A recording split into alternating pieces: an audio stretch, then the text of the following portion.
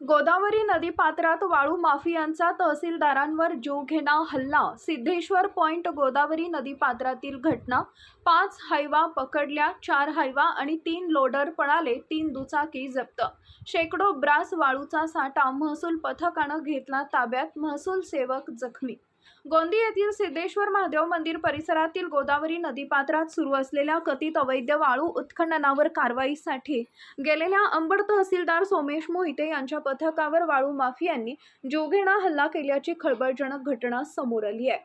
या कारवाईत महसूल पथकाने 5 हायवा आणि 3 दुचाकी जप्त केल्या असून 4 हायवा व 3 लोडर घटनास्थळावरून पळून गेल्याची माहिती तहसीलदारांनी दिली आहे. मिळालेल्या माहितीनुसार गुप्त खबऱ्यामार्फत तहसीलदार सोमेश मोहिते यांना सिद्धेश्वर पॉइंट परिसरातील गोदावरी नदीपात्रात मोठ्या प्रमाणात वाळूचं अवैध उत्खनन करून हायवा व लोडरच्या सहाय्यानं वाहतूक सुरू असल्याची माहिती मिळाली होती.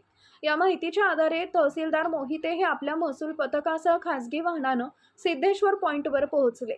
यावेळी नदीपात्रात मोठ्या प्रमाणात वाळू उत्खनन सुरू असल्याचे आणि अंदाजे 9 हायवा व 3 लोडरच्या सहाय्यानं वाळू भरण्याचं काम सुरू असल्याचं आढळून आले.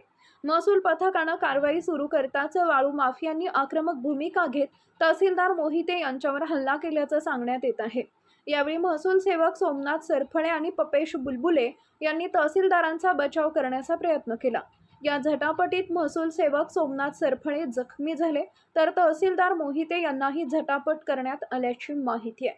दरम्यान हल्ल्यानंतर वाळू माफियांनी घटनास्थळावरून पळ काढला. महसूल पथकानं तत्काळ कारवाई करत 5 हायवा ताब्यात घेतल्या. 5 हायवा आणि 3 लोडर पळून जाण्यात यशस्वी झाले. तसेच 3 दुचाकी जप्त करण्यात आल्या असून नदीपात्रातील शेकडो ब्रास वाळूचा साठाही जप्त करण्यात आल्याची माहिती आहे.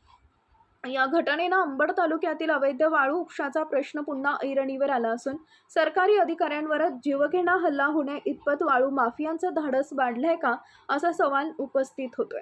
तहसीलदार सोमेश मोहिते यांनी दिलेल्या माहितीनुसार 5 हायवा पकडण्यात आला असून 5 हायवा 3 लोडर पळून गेले, तसेच 3 दुचाकी जप्त करण्यात आल्यात.